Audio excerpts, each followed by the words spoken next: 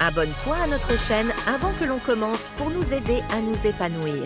Les Américains ne se laissent pas impressionner par les menaces de Vladimir Poutine. Au contraire, si l'on en croit la supposition de la soirée, ce serait bien les attaques MS qui ont été à l'œuvre ces dernières heures sur le territoire de Koursk.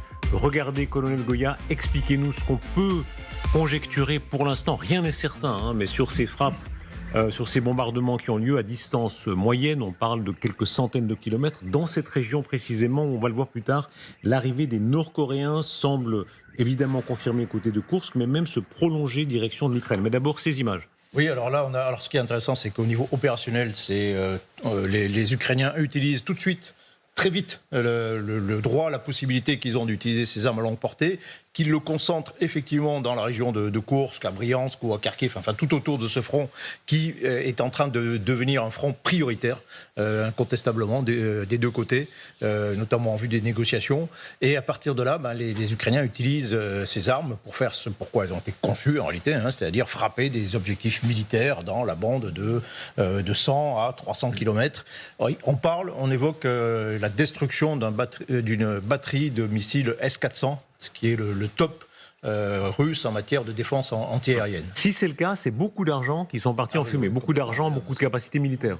Non, l'unité, c'est environ 1,5 million de dollars. Donc là, on parle d'une dizaine d'attaques MS. C'est très difficile à vérifier pour le moment. On n'arrive pas de manière indépendante à corroborer ce que tend à plus ou moins éventuellement montrer cette image de vidéosurveillance. Mais on est sur plus de 10 millions de dollars tirés en une salve. Alors, il y a le prix des attaques MS et il y a le prix de ce qui est détruit à l'autre bout. Ah, bien sûr.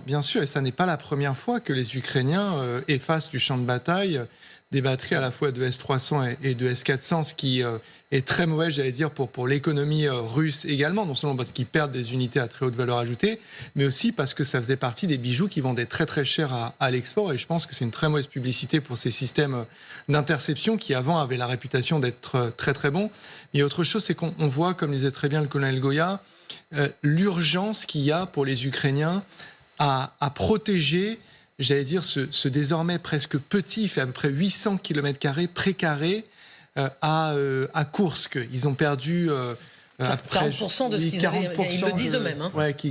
Ils le reconnaissent. Mais il y a vraiment beaucoup d'efforts qui sont déployés pour à la fois garder cela, mais surtout envoyer des messages très très clairs aux Nord-Coréens, parce qu'on parle évidemment du matériel, mais il y a des hommes aussi qui sont très vraisemblablement éliminés en même temps. Là, l'audace des Américains, si effectivement il y a eu une première vague d'attaques MS, puis des Storm Shadow, il y a eu ensuite des menaces de Poutine, la réplique c'est une autre vague, si c'est le cas. La réplique côté russe. La réplique américaine. Non, les Américains ne se laissent pas du tout retenir par le menace. Non, mais bien américaine. évidemment, ce qu'on voit, c'est que depuis ce feu vert qui a été donné en début de semaine, il y a une multiplication de ce genre d'attaques et on ne voit pas pourquoi ça s'arrêterait. Ça n'a aucune raison de s'arrêter. Et donc, de l'autre côté, c'est-à-dire côté russe, on va sans doute voir aussi se répéter ce qui s'est passé en milieu de semaine, c'est-à-dire une réplique russe avec un missile inconnu et qui a été, dont Vladimir Poutine a fait la publicité le soir même, après une journée où il y avait eu beaucoup de confusion sur quelle était la nature même du missile qui avait été envoyé. C'est-à-dire que le monde entier pensait qu'il s'agissait d'un missile balistique intercontinental. Il faut dire les choses une fois de plus. La présidence ukrainienne l'avait dit et ça n'était pas cela. Les commentateurs se sont un peu trompés une fois de plus, c'est-à-dire on s'attendait à ce que, au fond, tout le monde attende Trump. C'est ce qu'on entendait beaucoup, tout le monde attend Trump. Là, visiblement, peut-être qu'on attend Trump, mais c'est une manière très active de l'attendre, disons. Oui, c'est le moins que l'on puisse dire. Ce qu'on ne sait pas, c'est si ce genre d'offensive se fait ou non avec l'accord de Trump, puisque celui-ci n'a toujours pas réagi officiellement à la décision qu'on prête à Joe Biden d'avoir autoriser les attaques MS. Mais il n'est pas exclu que Trump s'y retrouve, parce que ces frappes successives, ça montre que les Américains ne se laissent pas intimider, et que même si Trump veut faire la paix et mettre fin à cette guerre en 48 heures, a-t-il promis, ça ne se fera pas au prix d'un chèque en blanc à la Russie. Et donc, cette démonstration de force avec ce missile dont parlait Aniva à l'instant, ça n'a pas fonctionné. C'est la preuve que les Américains, comme souvent, ils y vont avec retard, mais une fois qu'ils ont franchi un palier dans leur aide à l'Ukraine, ils ne reculent pas. On entendra un peu plus tard dans l'émission, c'est en train de tomber, des déclarations Mike Waltz, qui est un homme très important auprès de Trump, c'est le conseiller à la sécurité nationale, qui va exactement dans le sens que vous dites, c'est-à-dire tout ça, il dit il faut que ce soit très maîtrisé. Il ne faut pas non plus que les gens pensent qu'on joue une administration contre l'autre. Ça laisse entendre qu'il y a une forme de consensus. Oui, ce qui est un petit peu étonnant en fait, parce qu'on serait attendu à ce que Trump critique tout ce qui est fait par Joe Biden, qu'il a accusé en même temps de faiblesse. Et non, là, au contraire, à quelques semaines du changement de présidence, il prend une décision qu'il aurait pu prendre bien longtemps avant. Est-ce qu'il y a une prise de risque selon vous ? C'est-à-dire, l'administration Biden, là, est-ce qu'elle prend un risque objectivement ? Si elle a un soutien tacite de Trump, un peu moins, je veux dire, tout le monde part du principe que Poutine bluffe. Il y avait un article dans la presse britannique en disant oui, il bluffe jusqu'à ce qu'il ne bluffe plus.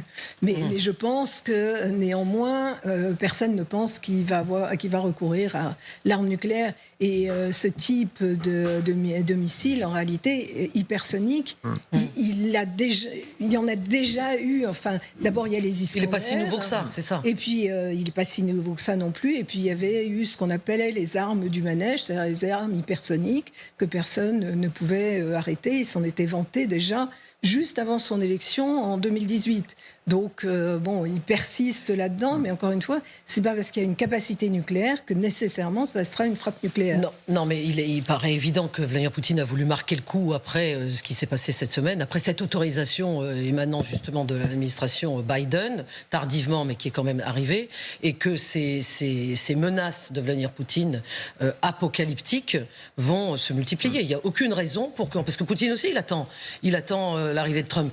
Et il y a quand même un certain nombre de jours, un peu moins de 60 maintenant, mais donc il va devoir trouver quoi dire et quoi faire. Washington a l'air enhardi de façon impressionnante. Il y a l'histoire des attaques MS et maintenant les JASSM, qui semble-t-il seraient autorisés par cette administration-là.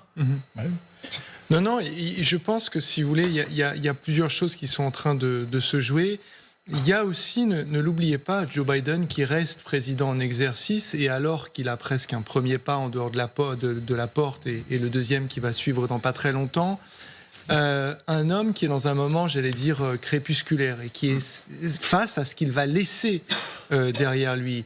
Et c'est vrai qu'à la fois en matière de politique intérieure, avec une défaite qui va voir un républicain le remplacer et non sa vice-présidente, et en matière de politique étrangère, franchement, un monde qui est quand même fortement turbulent, pour utiliser un euphémisme.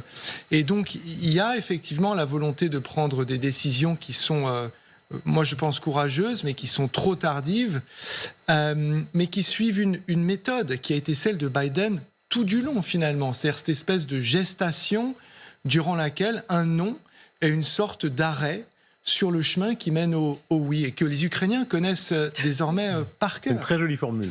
Voilà.